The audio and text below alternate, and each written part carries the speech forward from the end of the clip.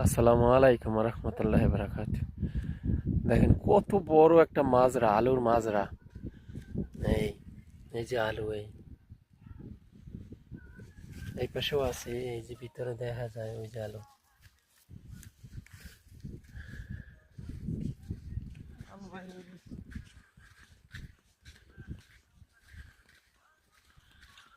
রূপের মাইয়া রে, আমার রূপের আগুনে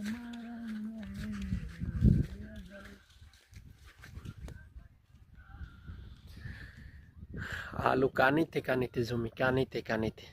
দেখেন কত বড় একটা মাজরা।